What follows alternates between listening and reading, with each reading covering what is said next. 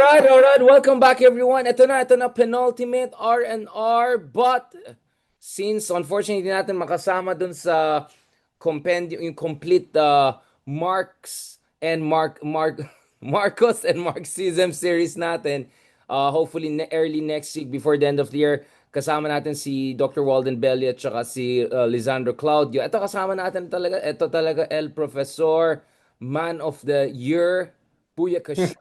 Marami kasi mga nakasulat about me and the kabilang channel. Parati namin sinabi, you are the real, breakout star of the year. And Guanzon. Hindi. Sir Ron, pauwi na akong Pilipinas. Inaway ka pa rin ni Guanzon. Ano pinagsasabi niya? Oy, ikaw naman yung binabalatan, hindi naman ako eh. Tapos na Ay, ako. hindi. Yung mga banat niya sa akin, siniscreenshot ko lahat. Ay, nako. May mga gusto magpa-disbar sa kanya. Ingat siya. Yung mga Ah, homophobic niyang sinasabi, yung mga libelous, nako. Delikado siya dyan. delikado. Pwede siya ma-disbar doon. No? Oh, at kung wala nga siyang tapos madisbarba siya, di wala na, awanan. Nalpasan, game. Tapos nakita mo si Ronald, yung isang, ano ba yung, Mane Gallery or something.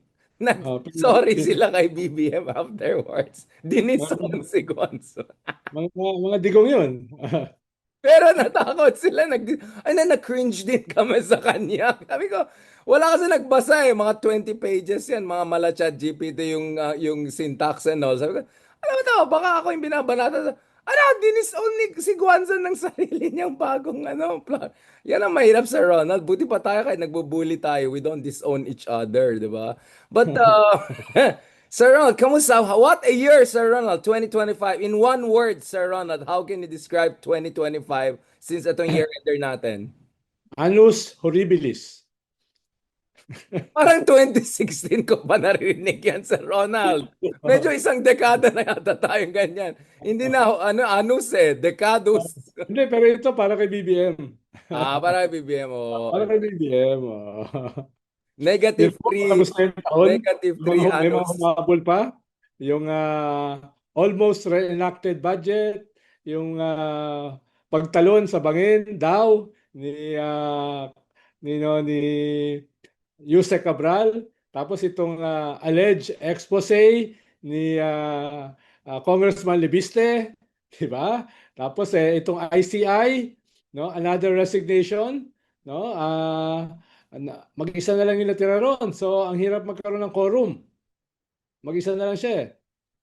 So, Oh, wait, Sir Ronald, puro mga di umano yung mga Alam mo ba, Sir Ronald, there's a website called Di Umano, tas purong political marites na uh, tayo rin yung kino-quote-quote, puro di umano. Tapos meme ng quote mo, meme ng quote ko, meme ng quote na yan. Di umano. No, Sir Ronald, we both interviewed John Vic Ramulya. Nakita mo ba yun? Diba nagjo-joke kami? Sabi ko na-outscoop ako ni Ronald, tapos binuli niya pa rin ko. Ikaw kasi nasa abroad ka parate, ginanon niya ako. Ano, so hindi ka believe doon sa sinasabi ni John Vic na kasalanan ng pulis sa tuba na parang nagkalat sila sa forensics? What is your read of that Cabral episode? well, yun nga, hindi sinecure yung lugar as a scene of the crime place, di ba? So, halimbawa, yung cellphone at saka other gadgets, sinoli sa pamilya. Dapat hinawakan nila yun eh, di ba? Tapos, dapat sinecure nilang maigi yung lugar para wala makapunta. Alam mo naman mga Pilipino, usisero eh. Baka kung sino-sino na yung naglakad sa ebidensya ron. Kikita mo naman yung mga nandun, wala, usually pag ganyan, dapat binabalot mo sa plastic o fabric yung iyong sapatos eh. Para pag tapak mo ron, hindi masisira yung ebidensya. Hindi mo na masyadong nakita yun eh.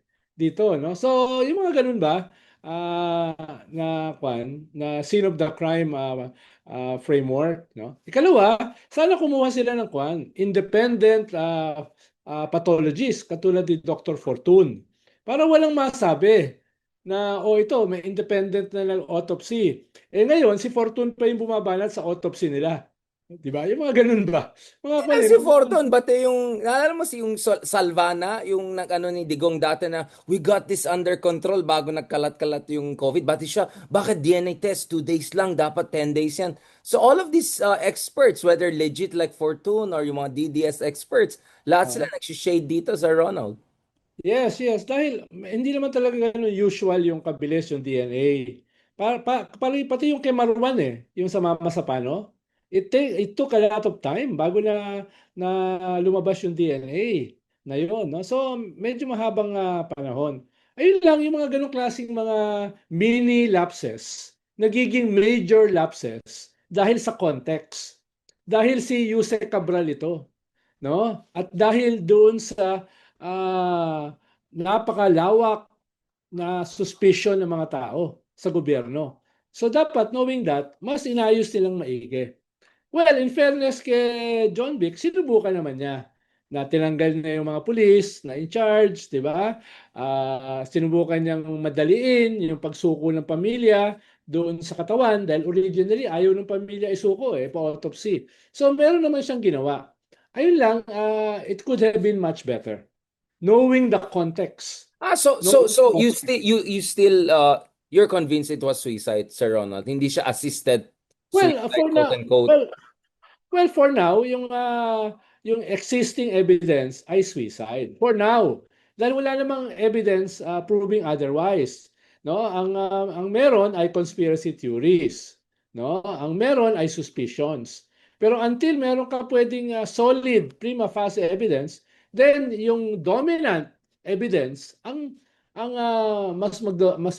mas mananatili at this point. Unless may sumulpot-uli na bago. No? Ang sinasabi ko lang, Yun yung knock theory. Yeah. these conspiracy theories, pwede sanang nabawasan kung yung mga lapses ay napunuan early on. No? Yun lang naman sinasabi natin. Hindi naman tayo CSI Hindi naman tayo mga forensic expert, kaya iiwan natin sa kanila. Hindi No? tayo CSI and all, Sir Ronald, but just the other weekend, I was with probably one of the smartest guys ever na economist na Filipino, MIT graduate. I won't say more. Sobrang talino back in the day, siya yung nagpatakbo na economy no. Sabi niya, yung kasamang si Llamas, ano bang background niya? Parang ang dami niyang alam. Like, believe siya sa'yo, Sir Ronald. Hindi yung, parang scammer ba? Hindi, parang ang daming alam. Ang daming alam, pati sa water, sa distillery. He was like really, talagang astounded siya. So for 30 minutes, in-explain ko yung background mo, yung may RPG ka, na meron kang manpad. Tapos, nung sigarilyo lang kayo ni Pinoy, paano kayo like, there are people around that who are like wondering, where did you come from? Like, anong planeta? Alien. Pati forensics, may alam ka eh. Yung pala, tama naman lahat ng sinasabi ni Guanzon. Pangit na, drop out pa, hindi pa graduate, wala pang PhD. Oh, di ba? Ikaw ba may PhD ka? Ako ay simpleng taong katulad mo, Sir Ronald. Yun lang, slightly less humble lang sa'yo. Slightly. Pero, Right lang. pero yung sa'yo talaga, Sir Ronald, yung latitude mo daw, parang wild. Yeah. Kasi mga kasabay niya, Noam Chomsky, MIT, di ba? Parang sabi ko, level ba ni Noam Chomsky ito si Ron? Kasi di ba si Noam Chomsky writes on anything? Tuloy, pati si Epstein, na siya nag-Epstein pala siya Okay, si Ronald, kinakabahan ako. Na-chismis pa si Chomsky na patay na. Sir, baka mamaya may Epstein ka rin, ha? Baka may Epstein ka rin. Kasi malawak masyado yung knowledge mo, eh. Wala. Meron tayo age limit. Grabe naman. I almost said something. Sabi nga ni Leloy, ingat baka madulas. Meron tayong shirt sa Ronald. Ingat baka madulas. Okay yung debate natin ni Leloy at saka ni Kristan. Oo, ang ganda. Ganda ng feedback sa Ronald. Sobrang ganda ng feedback. Actually, parang medyo na-split yung audience. Yung iba believe na believe sa'yo. Yung iba believe na believe kay Kristan. Yung iba believe na believe kay Leloy. Yung iba parang believe sila sa akin na I put you guys together at dumalo kayo. Hindi believe sa sinabi ko. Ganun ang gusto ko. Yung may konting debate. No? Mas maganda sana no holds barred. No? Yung mga pang Harry Roque na debate. Yung no Paano holds naman barred. tayo maghariro? Kasi napakayayaman yung mga kasama natin. Sir Ron, aminin ko. Sir Ron, aminin mo. Pag yayamanin yung crowd, medyo iba ka. Medyo English ka, medyo social. Medyo. Aminin natin, Sir Ronald. Behave ako, behave. Hindi lang behave, sir. Social ka. Para kang parang si Discovery lang naging British accent. To be honest, to be honest, my schedule. May ganun ka palang side sa Ronaldo, nahuli ka sa... Nagulat nga ako eh. Nagulat ako dahil Jinglish pala yun. Akala ko Tagalog lang tayo. Tuloy na challenge si Leloy. Tapos naging intellectual. Tapos eto naman si Kristan. Di ba ako yung host? Bakit si Risha? Late ka eh. Sabi ko, late ako mag-host dito. Tapos binabanatan ako ni Kristan para lang may debate. But that was good, Sir Ronald. In fact, thank you so much. Isa yan sa mga highlights of the year at saka paggawa ng mga shorts. So don't worry, we're gonna... Pero Sir Ronald, parang I wanna see more version of that of you. Yung respectable version mo. Mas gusto ko yung kanina na Bardagulan. Yung 4 alas. Oh. Kaya bang Pati, parte ko lang, Sir Ronald. pati nung nag-guest ako sa inyo, kwan din ako, Bardagulan din eh. Yun nga eh, dun sa 4 Alas Youth na inano mo na naman. Oo. Di ba naasar sa akin yung mga kasama mo? Asar talaga silang lahat sa'yo. I think, alam nila close tayo, beshi tayo. Kaya, oo naman, si Secretary Llamas, very formal. Tawag sa'yo Secretary Llamas. Parang basically, hindi namin siya type. Ne, Ano? joking aside, di umano. No, Sir Ronald, talagang, there are people na MIT graduate who are wondering, where do you get your knowledge? Kasi parang legit eh. AI ba to? Nagchat-chat GPT live ba ito? So, I'm just saying, Sir Ronald, you are a phenomenal, Gramsci. Gramsci tayo, self-study. Di ba? Self-study. organic intellectual. Oo. Okay, Gramsci tayo. Educate yourself. In fairness, Sir Ronald, and hindi yan backhanded. Like, I thought first nagjo-joke and then talagang kita ko, paano niya alam lahat ng mga yan? Kasi alam niya eh, matalino siya. Like, but he knows too. Like, parang ganun. Ito, nagpo-postdoctoral na sa lahat ng Ivy League school, nag-MIT na. So, ibang klase ka talaga, Sir Ronald, no? Ibang klase ka talaga, Sir Ronald. Speaking of which, Sir Ronald, since si Boyeng parang hindi pa tayo nakita dahil pinanood niya yung mga kalokohan natin, parang nagpapatawa lang siya sa atin, no? Yun ang Mas downside politically, eh. mas politically incorrect pa siya sa akin eh. Nag-iingat na nga ako eh. Grabe yung banter niyong dalawa. Oo nga eh, pinoprovoke ko lang siya na paborito siyang gupitan ni Harry Roque. Aba, nagkwalat. Oh, yung Nagtuloy-tuloy. kay Harry. Oh, ex-human rights. Sabi ko, wag lang ex-human. Pero naalala ko, meron kang I'm home. Sabi niya, I'm home. Tapos nabasa ko yung Antay Dynasty. Sabi niya, ah, nalugmok siya. Sabi niya, that will be our mass extinction. sabi niya nga eh, sa asteroid. Yun yung asteroid. Pinatulan niya. Eh di, ganun na lang. Enjoy na lang natin while it lasts. Parang ganun pa siya eh. Oo nga. At saka, nung tinamaan ko ng asteroid yung mga dinosaurs, ng mga dynasties, sumulpot yung mga mammals at nagkaroon ng tao. Di Correct, ba? correct, correct, So correct. kung walang asteroid, walang mass extinction event, edi walang kwan. Walang Tayo, humanity. wala tayo. Exactly. So, So, ganoon, maganda na rin yun na itrato niya yung anti-dynasty law as a mass extinction event. mas brutal pa siya sa'yo, Sir Ronald. Yung sa'yo, ano lang eh. Ano lang, ito mass extinction talaga eh. Talagang total extinction. Nagde-Netflix yata ito. But speaking of Remulla, speaking of Boying Remulla, he's gonna soon release yung final list, no? Nung mga mataas na certainty of conviction. Eh, nasaan sila pulong? Nasaan yung mga Duterte sa usapan? Umakit. Nagiging popular ulit si Sara. I mean, not as high, but clearly they're the political winners in a way, aren't they? Hindi naman siya umangat. It's almost the same statistically nung previous niya survey, no, na talaga namang mas mataas ang vice president kaysa sa presidente. Ang problema, yung presidente ang bumababa, no? Yung vice president nagpa-plateau naman statistically. Pero dahil bumababa yung presidente, nagmumukha siya mataas. Di ba? Nagmumukha siya mataas. Usually, mas mataas naman talaga ang BP. Dahil hindi naman siya yung nagpapatakbo ng gobyerno. Hindi naman siya yung sinisisi sa lahat ng problema ng bansa. Oh, lalong-lalo na, Duterte siya. Nanggaling sila from a high of 90%. 94, I think. No? Doon sila nanggaling. Kaya, hindi astounding yon. Mas ang outstanding yung pagbagsak ng presidente na kung hindi siya mag-iingat, baka mag-free fall siya. Yun nga eh. Baka the Si ground gives way. Oh. Oo. Si Gloria Macapagal Arroyo, alam ko, umabot pa hanggang -56 . Yun medyo mahirap tapatan yan, but you never know, right? You never know. No, but Oh. going back to this, Sir Ronald, I mean, the reason I mentioned the Duterte is it's not like it's a question of popularity contest, because in a way, tama ka rin, natamaan din ang popularity ng mga Duterte, but because malaki din ang question mark over yung mga polong 50 billion pork barrel basically di umano, or I mean, it's not like the Dutertes are necessarily beyond reproach or beyond scrutiny. So I'm just wondering what's going on, kasi lalo Pero mag-free ang fall si problema BBM nila, Richard, ang kung problema nila, matagal na natin pinag-uusapan, is their messaging. How do they weaponize these issues? ICC, crimes against humanity, West Philippine Sea, corruption, etc. against the Dutertes. Doon sila nagfe-fail eh. Mas tayo pa nga nagfe-feel ng vacuum eh. Di ba? Yung gobyerno, siguro kaya 5 times sila nagpalit ng communications head ay dahil sablay yung messaging nila, no? Kita mo naman yung resulta ng midterm election.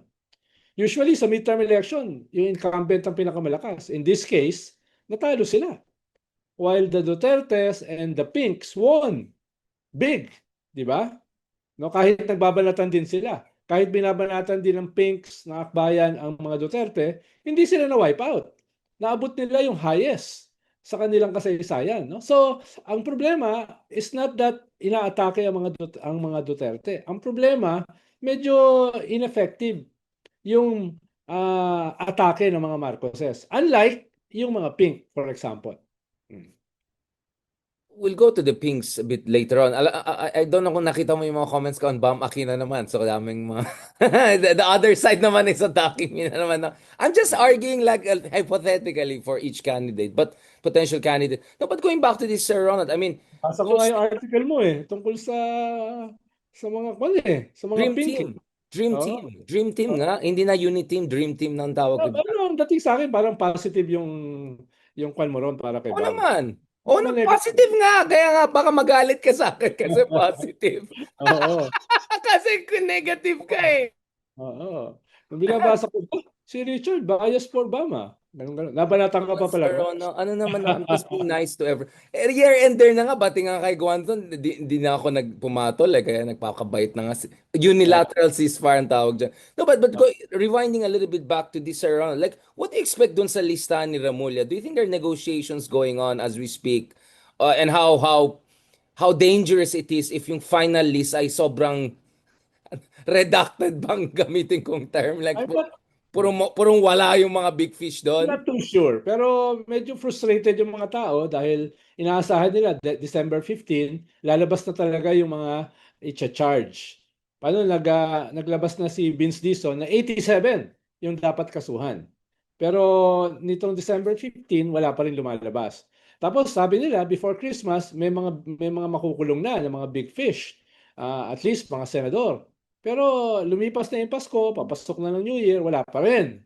No, wala pa rin. Well, may several days pa naman before the New Year. Baka sakaling may habol, no? Pero yun, hindi ko alam what's happening, no? Baka over the holidays ay hindi naayos pa nila, baka ini-strengthen pa nila yung mga kaso.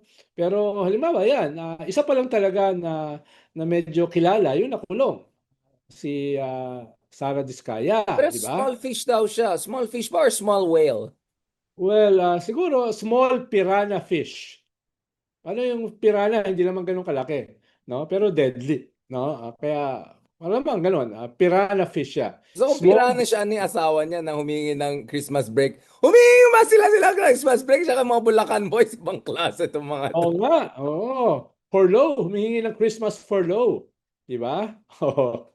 Believe ka, di ba? Oo. Parang talo ka pa sa Right. Ronald, yung sense of Kapal na mukha entitlement. eh, no? Kaya nagalit si Senator Ping Lacson eh. Speaking about Senator Ping Lacson, medyo nagalit din siya sa Malacanang. Bakit daw itong Cabral Files, bigla nilang sasabihin na tawag dito, rumors. Bakit naman daw ganun ka-defensive? Bakit hindi na lang daw sabihin, iimbestigahan namin yan. Yeah, exactly. Lang, And don't parang close the case side lang prematurely. na, oh, lahat yan ay rumors. No? Yun. Nagalit. Oo. Yun nga eh, medyo, yeah, it doesn't reflect well also on those who are sympathetic at least to the opening of the corruption investigation. So basically, patay ng ICI, no? Like as we see, dead ng ICI. So it's all up Hindi, to buhay us. pa. Buhay pa. Meron pang naiwan na may quorum, no? One man quorum. One man quorum, no? Tapos Ikaw yun, Sir Ronald, one man siya rin quorum. yung kwan. Siya rin yung magse-second nung quorum, no? At oo. At ayun, ilalabas niya uli yung kanyang placard na what the world needs His now is need is quorum. One man Oo. quorum. Oo. Centralized democracy ang tawag dyan, Sir Ronald, centralized. Oo. Oo. Comrade Stalin, Comrade Lenin, agree. Let's go. Oo. It's Oo. approved Ano? democratic. Oo. Pero wala yata pang sweldo mga yan, ah. 1 month baka wala rin sahod yan. Oo, pero may pondo na sila eh. Pero nung dumating yung pondo, mag-isa na lang yung sasahuran. So, Actually makes sense kung ganun lang po. ano yun? Bibigyan mo yung sarili mo ng 13th month pay. Oh. Ay, 14th na yan kasi nawala na naman yung isang member. Oo. Ganun ba sa Yung kabinetan yun 13th nung month, nasa yung cabinet? dalawang nawala, nadagdag na sa kanya. So, meron siyang 13th, 14th, at saka 15th. No? Ayun. Yun. All Suggestion lang yan. love talaga. Love, love, love. Ganun ba yung Oo. kabinetan niyo, Sir Ronald, pag may nagre-resign pupunta sa... Naman, we were not that great, no? But we weren't that terrible. That's a good self-reflection barometer. Oo. So, yun ang gusto ko sa'yo, Sir Ronald. Wala kang pretensions to greatness. You just, you just think, No, no, but, Oo. um, what is the expectation of the final list? And are we coming days na, di ba? Within a week siguro, meron na tayong ideas. I mean, hindi naabutan yung December 15, but probably early January, we should have some sort of a list, no? Yes, sana bago mag-EDSA celebration sa February, meron naman silang ma-deliver na mga promisa nila. Or else, yung nationwide protest sa February on the anniversary of EDSA, makakakita na naman tayo ng ng sobrang outrage dito sa nangyayari. Siguro baka akala nila like yung mga ibang mga explosions of outrage, itong outrage na ito, merong expiry date, no? Pero I doubt kung magkakaroon to ng expiry date na ito ay eventually mag-tone down, eventually mawawala. I doubt it, especially sa panahon ng social media. Dahil lagi mo nakikita itong corruption. Lagi mo nakikita yung hundreds of millions, even billions of money on top of a billiard table. Lagi mong maaalala yung mga Degelo of this world namatay sa leptospirosis looking for his father na ikinulong ng pulis dahil sa Cara y Cruz. So ito, very graphic yan. Hindi yan mawawala. It will always remind people of the contradictions between massive corruption and massive poverty, no? And massive Greed. oo, no? So, yan yung makikita nila. Hindi yan mawawala, no?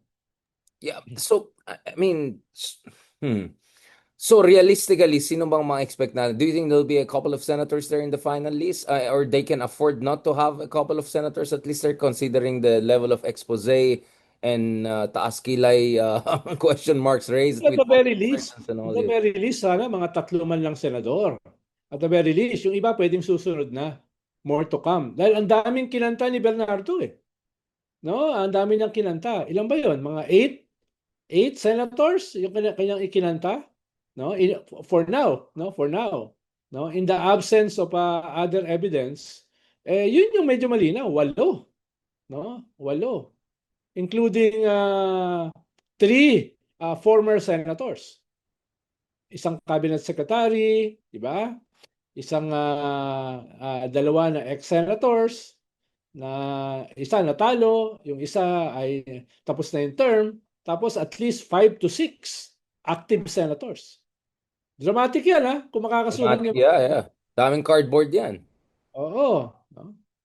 Kaya tapos mga cabinet secretaries, baka hindi lang si Bonoan. Dahil may several din cabinet secretaries yung na-link dito. Di ba? Si Bonoan nasa abroad, like Saldico. Dapat babalik yun this December. Hindi pa bumabalik. No? Kasi Bersamin, yung dating budget secretary, I mean, they know a lot. I mean, it's not only like they know Yes. the budget, they know all the inner Pero working. feeling ko maingat sila kay Bersamin. because Bersamin can He burn knows the a lot. house. He knows too much. Oo, together with Pangandaman, baka magdalawa tatlong isip sila dun sa dalawa, 'di ba? Pero Bonoan, wala silang magagawa. All the evidence nandun. All the evidence nandun. Ang pwedeng tamaan dito kay Bersamin, yung kanyang yung kanyang grand nephew.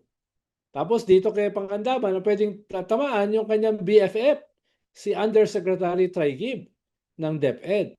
Yan yung mga clearly merong resibo na binanggit si Yusek Bernardo. Di ba?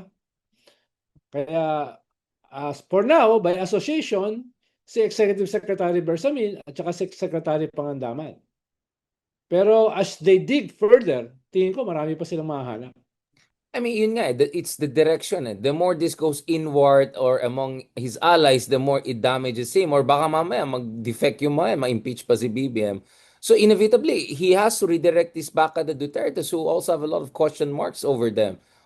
Lahat ng mga Diskaya projects during Digong's time, all of these pork barrel funds that they enjoyed during Digong's time and beyond. I mean, isn't it realistically the best way for BBM to really prevent an implosion, to put it mildly, is to redirect this investigation against his bete noir? Well, yes and no. Yes and no. Dahil marami naman doon sa makakasuhan ng mga senador, kaalyado ng mga Duterte. Di ba? So kailangan may mga senador na makasuhan Proxies. ng Macron. Yung mga kongresista, ang mga kaalyado niya. No? Yun yung mga kaalyado niya. Kaya hindi ko alam kung hanggang saan aabot yung mga kakasuhan sa Congress. Well, yung sa cabinet, at least mga undersecretaries at isang cabinet secretary. So kung magagawa niya yan, no, mga 3 senators, 10 congressmen, 15 tapos congressmen, yeah. 1 cabinet secretary, several undersecretaries, tingin ko for a while, ma-appease yung It tao. gives him some breathing space, right? Oo, oo. Pero kung hindi niya gagawin yan, kahit i-redirect niya yung atake sa mga Duterte, that won't be enough. Talaga namang dapat kasuhan ng mga Duterte. Yun nga, that's what I'm saying. Obviously, sasabihin ng mga Duterte, ano yan, political persecution and all. Kung But sila lang. but the point is, there are big question marks. Kaya nga dapat na-impeach si Sara, na-impeachment trial pala. Na-impeach na pala siya. Na-impeachment trial si Sara. Yes. Halimbawa, itong hypocrisy nila, nabanat sila ng banat dito sa Cabral Files. Kasama sila sa Cabral Files eh. Di ba? Ano yun? Selective? Bernardo said, di ba, Cabral was like really the one in charge of clearing the procurements and projects and all under Digong's administration. Yes, yes. Pwede siya. More than 10 years na undersecretary for planning, no? Very crucial 'yun. Alam niya kung saan napunta itong mga proyektong ito, especially itong mga flood control. Alam niya kung nasaan itong mga ghost at saka substandard, no? At alam niya na itong mga paggawa ng NEP na siya mismo ang humihingi ng proposals galing sa mga politicians. Na inamin mismo ni Senator Ping Lacson at Senate President Tito Soto na sila mismo hiningaan ng 500 million in projects para ipasok habang ginagawa pa lang yung NEP. No? Kaya nga sayang, pumanaw kaagad si Yusek Cabral. Dahil ang alam ko, kakasuhan na talaga siya, no? Ng ombudsman bago siya pumanaw. Tingin ko baka isa 'yun sa dahilan doon sa kanyang panaw. Preemptive na lang, suicide para lang ano. Mhm. Hindi kaya na-threaten yung family niya, kaya nag-ano na. I mean, we don't know which side, di ba? Kasi 10 years na siya eh. So, ang daming, many are interested in her demise eh, di ba? Yun ang problema eh. Yes, sabi nga ni John Vic, at least 20 billion yung kanyang kinita diyan sa mga deals na 'yan. At least. Grabe. Oo, dahil ang hinawakan niya mga proyekto ay kwan more than 600 billion. 600 billion yung kanyang hinawakan. So she went to the Mayor Magalong's position is dumaan siya dun sa mga basically gold mines of corruption na she oversaw. So parang guilt trip, ginil trip niya yung sarili niya, parang ganun ba yan? Parang retracing the journey of parang, ang tawag doon, parang retracing the journey of moral decay, parang ganun. Yes, sinasabi kasi ng iba, uy, matino naman siya before. tapos nakurap lang siya ng system. Di ba? Yun ang sinasabi nila. Kaya nga, it reminds me of Harry Roque. Yeah, but this one took bago siya nagligaya, pati mga disguise, di ba? Small time sila for a while. Ito si Harry, ano pa lang, talon na kagad, happy na kagad, supra level agad. Harry's Uh, was quite a swift journey to success. Wasn't it, Sir Ronald? quick burn. Quick Quick. burn. No? Gusto ko sana sabihin Icarus, but I cannot imagine him as a Greek figure. Parang, Oo. parang Kasi hindi siya Icarus naman, Icarus. meron naman siyang level of innocence. Oo. Eh, nung simula pa lang si Harry, epal na eh. Di ba? Yung Epal pag-epal is niya, life. Epal is life. talks a lot about the person. Mm. Nasaan ba si Ari? Austria? Austria. Oo. Ay, Oo. social. Para, ano may movie sa Ronald, yung Ethan Hawke at saka ano, yung Before Sunrise, yung gano'n, yung Oo. lovers sila in the train. Oo. In love. Oo. Alam mo yun sa Ronald, tapos sa Vienna Oo. sila. Baka Oo. naman, baka naman. Before sunset.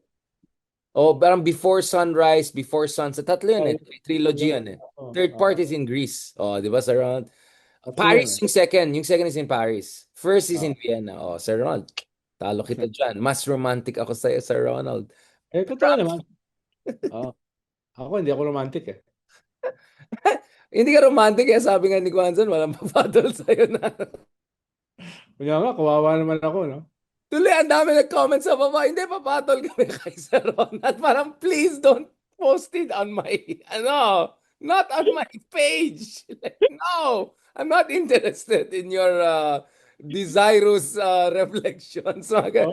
ano mga erotic, ano mga Sir Ronald, erotica eh. Naging erotica yung comment section ko. Oo. Ano ba yan? How do you feel about this, Sir Ronald? Naging ano ka? Parang ikaw nag-replace kay Richard Gomez as the sex symbol of the... Nakita Pero mo yun?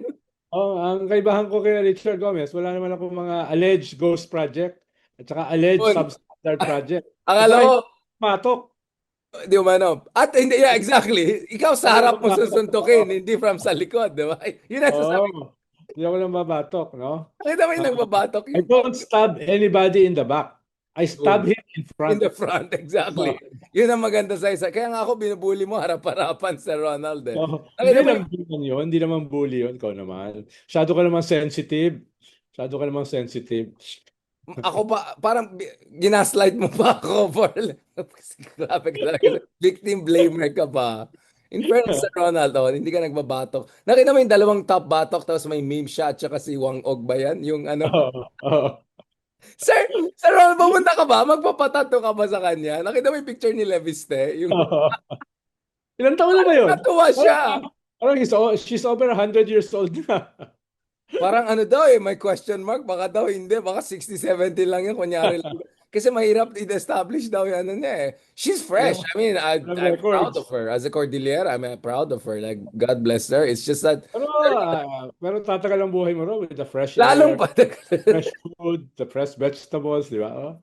Exactly, Oo. sir. At lalo kung nag-ano ka, nagbabato. Pupunta ka ba sa Ronald?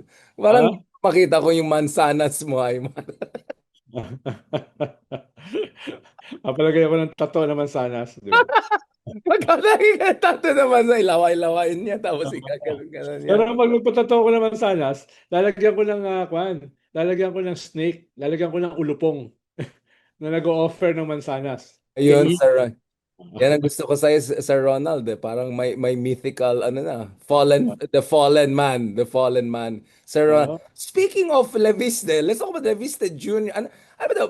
May nagsabi, battle ba ito ng XDDS? Si Dizon versus Leviste. Ano ba nangyari? Nag-away na sila ngayon. Well, hindi naman binanatan directly ni Congressman Libiste si Vince. Ang sabi lang niya, ilalabas daw niya with the permission of Secretary Vince. Si Vince naman, ang sabi niya, never siya nag-authorize o nag-authenticate ng any document na ibinigay kahit kanino. Yung lahat ng documents na meron ng DPWH, ibinigay nila kay Ombudsman Remulla. Yun ang kanyang sagot. Indirect yung kanyang pitik kay Kong Lebiste, no? So, hindi naman talaga sila nagbakbakan. Mas na nagbakbakan si Congressman Ridon at saka si Lebiste, 'di ba? And others, no? Yun yung mas direct. Ngayon, whether totoo o hindi yung hawak ni Congressman Libiste, ang sinasabi lang ni Sec. Vince Dizon, hindi yon authenticated. No, yun ang sinasabi niya. Ah, What is this Levista guy up to? Parang lahat may insertion, ay biglang naalala yung nanay niya pala sa pero yung sa nanay ko ay ganito, ganito. Parati siya may biglang he throws something and then wait. Rewind, rewind, rewind. Ito pala, ito pala. Tsaka hindi siya ata marunong mag-Filipino. No? I mean, alam ko konyotik yung Tagalog, but parang marunong, hirap siya marunong. mag-Tagalog, Marunong no? siya. Marunong siya. I've met him eh. Marunong. Medyo nagsistruggle siya eh. Minsan parang nakikita mo parang ko sabihin sa Tagalog, ito parang I-guess mo nga rito sa deep dive. Ah. baka iiyak siya sa Ronald, nakita mo may Sigurado ko, drama pa siya. sigurado ko hindi ka ibubuli nun. Ay, mabait yun. Hindi, mabait na bata. In fairness naman. In fairness. Hindi, ano yun eh, debating coach niya, si Falsis. Kaya sabi Talaga. ko, bakit mabait siya? Naging coach Oo. siya si Falsis, pero mabait pa rin siyang tao. So, yun ang Oo. Talaga si Francis yung kanyang coach? o sa debating coach.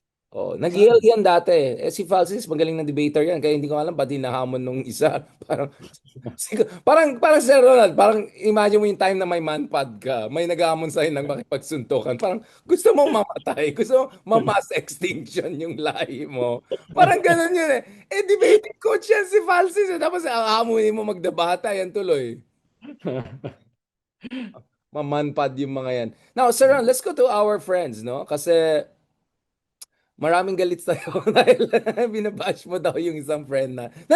Honestly, let's go. Where are we in terms of the state of play? Kasi ang understand ko, Sir Ronald, behind the scenes, there's already understanding that tama ka. Ang tama, I mean, we have been saying this. Talagang isa lang pwedeng lumaban kay Sarah. This has to go down to one-on-one. If it Yeah. gets split, wala. I think even John Vic, when he was, he didn't deny that he may harbor some ambition, but even siya, aminado siya, I don't know if he should be the most competitive, best compelling candidate. So how do you do this? Because it cannot be just a pink candidate. Ano, mag-hybrid yan, magkakaroon ng Villarroyo. I mean, what kind of realistic permutations can we see? And to be honest, Sir Ronald, I know your feelings about certain candidates and all, but in terms of competitiveness, you can make a strong case for Riza, you can make a strong case for Len, you can also make a very strong case for Bam or and even Kiko, right? Yes. Una ay pwede nyo maging process dahil wala pa namang standard bearer yung other non-Duterte camps. Baka pwedeng at this point, baka some are saying na baka ngayon yung mas ideal na mag-usap dahil hindi pa nagso-solidify around the candidate, no? So baka pwedeng simulan yung pag-uusap, no, kahit informally. Yung iba naman ang sinasabi, mag-consolidate muna. Mag-consolidate yung Tulfo, mag-consolidate yung admin, mag-consolidate yung pink, and then pag nakapag-consolidate sila for a clear leader, tsaka magsimula yung negotiations, no? Yung iba naman ang sinasabi, wala nang kwan. Wala nang negotiations. Tignan na lang kung sino yung pinakamataas sa survey against Surveys, yeah. Sarah, tapos everybody rallies around him or her. No? Yan yung sinasabi. Meron din fourth option. Ito yung baka may sumulpot na hindi kasama doon sa usual suspects. Baka may sumulpot na dark horse or black swan na hindi kasama sa configuration this early. Baka next year or a year from now ay sumulpot yan. Pwedeng siya ay nandiyan na, pwedeng siya ay kilala na, pero hindi pa siya lumalantad as a possible contender. Dahil bago yung complexion kasi ngayon ng ating landscape. By 2028, 61% ng mga botante will be young people, no? 40 years below.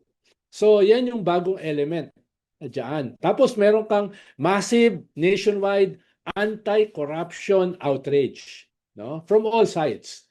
So sinong leader ang makakasakay diyan? For lack of a better example, Miriam na ang message lang ay anti-corruption at saka ang base lang ay basically kabataan, no? Wala pang social media noon, ha? Wala pang social media, wala siyang partido, wala siyang name recall, wala siyang resources, Basically, wala, she was the analog disruptor. Parang di ba? analog Pero age naging disrupt. disruptor. Yeah. So yun yung fourth na possibility. So, I think all of these four have to be resolved sooner or later next year, not in 2027. No? Not in 2027. Too late Kaya na. magiging early yung resolution ng isang unified candidate going into 2028. Pag sinabi ko unified, hindi ibig sabihin na may coalition or may united front. Pwedeng, wala kaming kandidato, o di kayo na. We can support you indirectly by attacking our primary enemy. Anong tawag diyan? Ni Lenin? The direction of the main blow. No? Pwedeng ganun yung pagtingin ng iba without forming a coalition. Dahil ang hirap mag-form ng coalition dahil may mga wounds ang isa't isa. Oh, yeah. Merong wounds ang Pink, may wounds ang Formal coalition is impossible. But having said that, Sir Ron, I mean, let's think about a fifth possibility, a bit wild.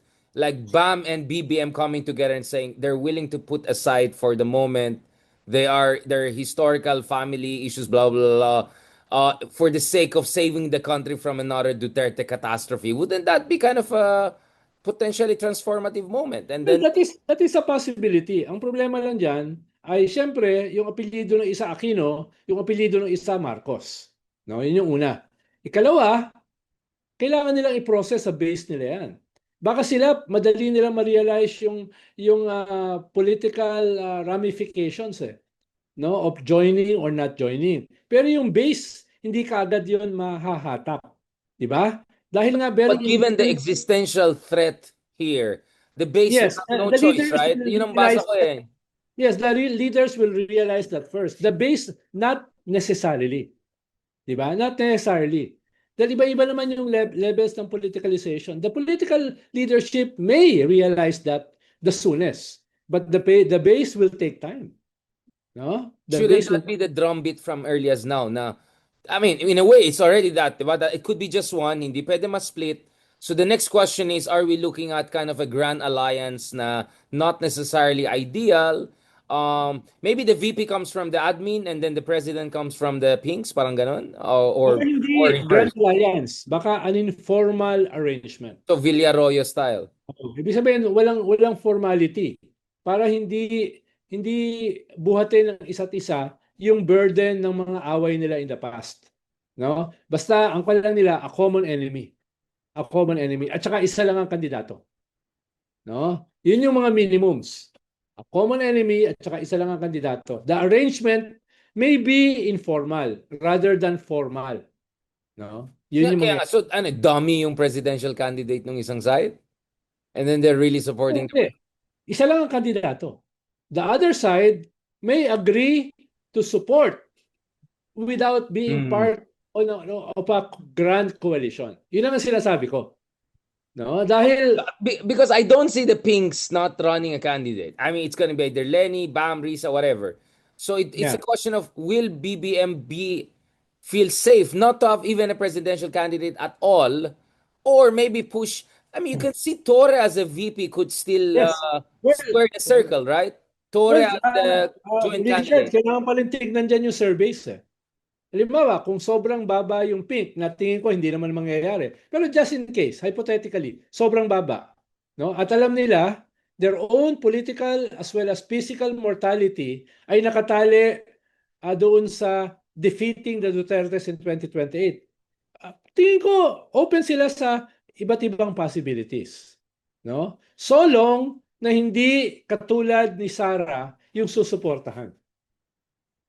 You think a John Vic Remulla would be palatable to the pinks if by some reason the survey show is actually quite competitive and then the machine and Well, everything? anything is possible. It could be Remulla, it could be Torre. Torre, it could be a Dizon, no? It could be someone else na hindi pa pinag-uusapan ngayon, di ba? So, makikita natin. We have to arrive at a decision, no? Middle of next year. I'm just having a hard time seeing. I'm not seeing Bam pushing for this considering nag number 2 siya. or not Lenny not being pushed to either run or endorse Bam. Do you get what I'm saying? Like, I really see it going in that direction eh. Na Oh, wag either mong Lenny will kalimutan. make the move or Lenny will endorse Bam. Parang ganun na nakikita ko. I'll be honest, I'm just brutally honest. Yeah, yeah, yeah, Deep yeah. reflection ako eh. Like, I just this real talk. That's really the most Distinction. likely Yeah, scenario I see. yeah, yeah, yeah. Yun yung for now, yun yung probability. Pero alam mo, lahat ng nag-top sa Senate, they lost for something higher. Wala pa ako nakita na nag-top sa Senate na nanalo. From Salonga, no? To sino ba nag-top? To Loren, Si no? To Marojas, To Marojas, Marcos, no? Robin Padilla, baka may chance pa siya maging president. So hindi Bong measurement yung Revilla. tapos ka sa sa Senate na ikaw ay Si Arroyo, di ba nag-top siya ng Senate race? Hindi ba top parang top si Senate? Si well, Arroyo. iba yung kay Arroyo Although, yeah, yeah. O iba yung circumstances. incumbent president din at saka nagkaroon ng massive cheating noon. 'Di ba? Yung Garci tapes, etc. So medyo naiiba 'yon. He was an incumbent when he ran for president. Baka madulas ako. Anyways, I'll keep it at that. No, I mean, sir, without spilling beans, where are we as far as yung mga behind the scenes, let's say, smoothing of the ground is concerned? Kasi ang ayoko makita is mag-away-away ng tao dun sa one candidate na eventually lilitaw for the, basically, save us from Duterte's candidate. Well, for now, halimbawa, yung mga Tulfo, parang wala naman silang i-field. No? For now. At least pagkausap ko si Rafi Tulfo, sabi niya. Tapos, yung mga Pink ay nagsisimula na mag-usap-usap. No? Among themselves. Dahil yun ang basic eh. Mag-usap-usap muna sila. Yung mga Marcos, tingin ko may nagfo-float sila. Pero wala pang empirical data to support that eh. No? For now, ang nagfo-float pa lang ng sarili ay si John Vic. No? Yung pa lang ang nagfo-float. So, Hindi naman siya nag-float ng sarili. Nung pina-float siya, he didn't resist. okay, I stand corrected. Para na yung hindi ako naglandi sa kanin. Nung naglandi siya, hindi ako nag-resist. Parang gano'n. Alam mo yung mga gano'n, sir. Wait lang, baka mag-last na naman tayo. Anyway, fast forward to the last part of this conversation. Sir, since you will not be able to join our very high-minded intellectual conversation later on. Ayun yung baguhin yung araw eh. Ayun. Hindi. Uh, Let's do one more early January na lang, Sir Ronald. Pagbalik mo na lang. 29 sana, okay. Pero sabi nyo, 30 meron lang pa meron lang plan. Pwede ka pala ng Oh, din kasalanan ko. That's my fault. Sorry, Sir Ronald. That's my. But then let's try one more January, early January before Alice si Leloy. Okay, Oh, let's tayo hindi nakasabay kay Kwan Kay Walden Kaya yeah, I mean, let's be honest, doesn't Kawalden have some valid concern na baka we're so worried about the return of Duterte's that we're giving too much pass to BBM, or we may end up giving too much pass for BBM, or we may end up babysitting BBM, basically. we're not giving BBM a pass. Katulad ngayon, this past 2 days, puro banat ko sa kanya. And also in the past. Ang sinasabi lang natin, no, don't throw the baby with the bathwater. Iba 'yon. No, iba 'yon, no? Ang sinasabi lang natin, ayaw natin ng military junta or Asara installation. Ngayon, may mga iba dyan na may illusion, they can fill the vacuum. Iwan ko na sila doon sa ganung illusion. I think that settles that point. Okay, now in a very Gramscian way, Sir Ronald, what is the balance of forces at ano yung mga interventions, mass movements or mobilizations ang kailangan to create a new equation here? Kasi yes, there's a 2020 race, yes, there's an anti-dynasty bill, there's all of these things. Pero at the end of the day, di ba, Sir Ronald, the political system is a reflection of the balance of power, di ba? Of what whoever is the dominant force, they determine how is the constitution interpreted, how is the law executed, who gets what, how much of what. So, where do you see, if you zoom out a little bit, Sir Ron, for more, let's put aside the names, let's put aside the timeline and all of that. Anong juncture tayo sa Philippine political history, Sir Ronald, as someone who has been following this very, very thoroughly for at least half a century? Well, yes and no. Because balance of forces is it's a concept of modernity. No, balance of forces, no? Alam natin kung ano ibig sabihin ng forces na 'yan. machinery, no, propaganda, resources, no, positions of power, no. Yan yung war of motion eh. Yan yung Gramscian war of motion, no. Pero in a postmodern world, no, in postmodernity, balance of forces may mga pagbabago. Like social media, disruption ay hindi in the past bahagi ng modern concept ng balance of forces. No, hindi siya masyadong Postmodern na to, postmodern. Ngayon sa postmodernity, that can alter the balance of forces, no? Kumbaga, overnight biglang merong disruptor na nakuha yung Gen Z at saka millennials, no? At na-divide yung mga traditional balance of forces. Then you have a run for your money, di ba? Yun ang sinasabi ko. Kaya sabi ko yes and no. May element pa rin talaga ng the modern classification ng balance of forces, no? Mga minimum yan. Pero in the age of disruption, in the age of simulacra, in the age of social media, Performativity, yeah. things can change overnight. No? Yun ang sinasabi ko. So what you're Kaya saying yung is that there's an interplay ng inherent dalawa, fragility in the system that yes, lalo na. whereby even if yung balance of forces are not on your side, you can Oo. like suddenly create a kind of a black hole and then like suddenly Yes, rejig the yes. whole Oo. thing. I see what Oo. you're saying. Oo. Yun ang sinasabi ko. Na, of course, hindi pa yan tested. Lalo na sa Philippine conjuncture. No, but But wasn't Duterte that? I mean, indicative. honestly, wasn't Duterte, I mean, your former colleague, is it Ochoa? He keeps on talking about disruptor, but wasn't Digong that disruptor in 2015, 2016? We already had that.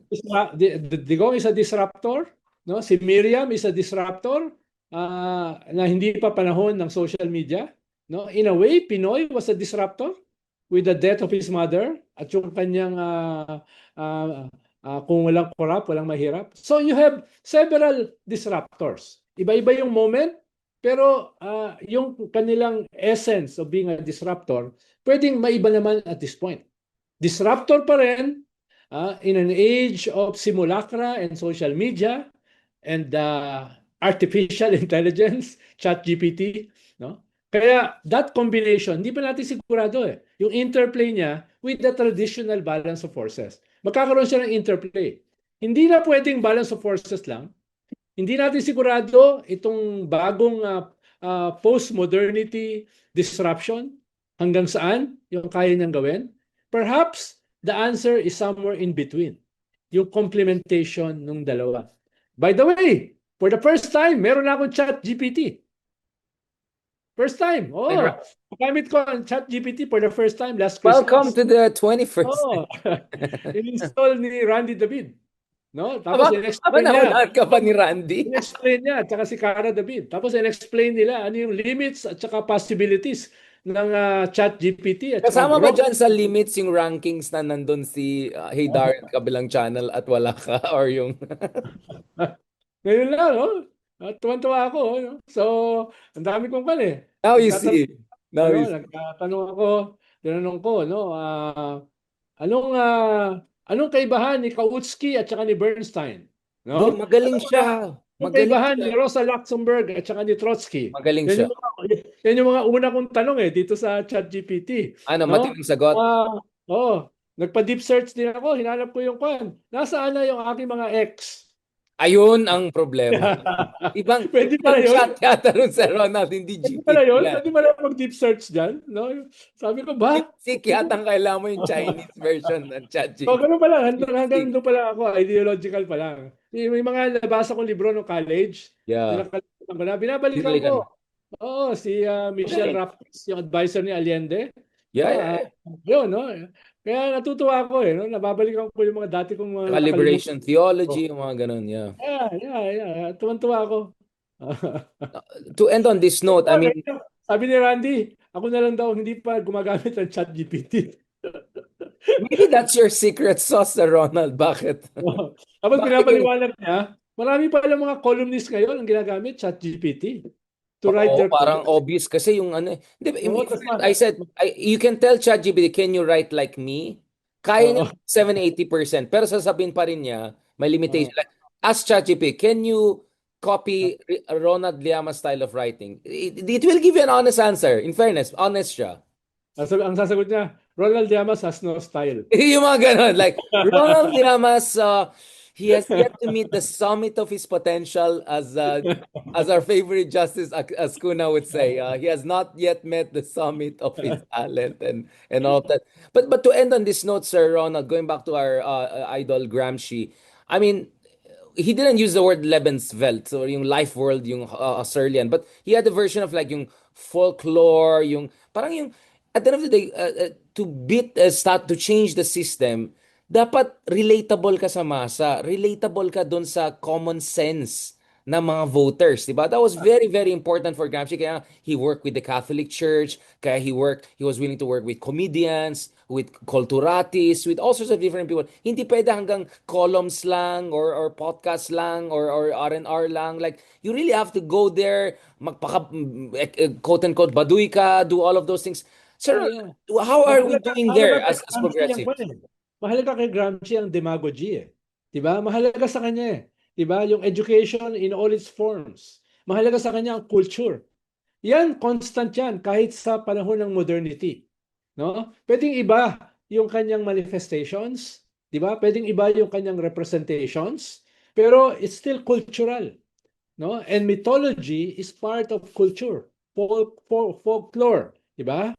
Nung lumalaki ako, yan ang kinikwento sa akin ng tiyuhin ko eh. No, yung mga tikbalang, yung mga aswang, no, yan. Alam mo naman, may kwan yan eh. These are representations of reality eh. 'Di ba? Pero naniniwala diyan ng tao, no? Naniniwala diyan ng It's a tao. At intersubjective reality. Yeah. yes, kaya nga sa politika, meron pa rin siyang importance eh. 'Di ba? Pag tinawag mo yung kalaban mo na demonyo, may tama yun eh. Pag tinawag mo yung kalaban mo na tambaluslos, para sa isang section ng Visayas, may tama yun eh. 'Di ba? So, kahit postmodern na yung ating mundo, culture, no, ay nananatili. Mythology remains, even with different representations. I mean, going back again, I mean, these are also heirs of Gramsci. So Adorno would talk about logos versus mythos, right? I mean, logos Yes. is really the realm of reason, words, logic, numbers, analytics. But mythos, Yeah. storytelling, narrative, di ba? Mhm. Almost magical thinking or magical realism. It matters, especially in our culture, no? As a kind of a Iberian, Asian, Malayan people, di ba? Mythos is important. How do we Yeah. create that mythos? I mean, your former principal, the late President Aquino, he had a very strong sense of mythos as much as he would do the logos, right? Kaya nga benta Hmm. siya sa World Economic Forum, pero benta rin siya sa masa. How can we recreate that, Sir Ronald, ahead of Well, kaya nga 2028? pala eh, malalim sa atin ang millenarist culture eh. 'Di ba? Malalim sa atin. Kaya marami tayong mga sekta at kulto eh. 'Di ba? Dahil marami pa rin ang naniniwala doon sa isang leader na sasagipin sila. 'Di ba? Messianic figure. The mythology of a leader. Ngayon, yung iba sumusobra, no? Pero hindi yan inconsistent sa isang modern political leader na gagamitin ang mythology in a modern way, in a reformist way. Na pwede mong gamitin ang populism in a progressive way, no? Hindi naman yan hindi naman yan dogma eh. These are representations, no? Hindi naman siya dogmatic eh. Ang nagiging dogmatic yung mga followers, no, nito.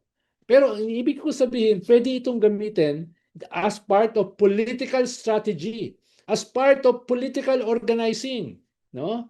Katulad dati, ginagamit ko si Noel Cabangon para makabutas ako sa organizing. Dahil ang gusto ng tao, may kumakanta.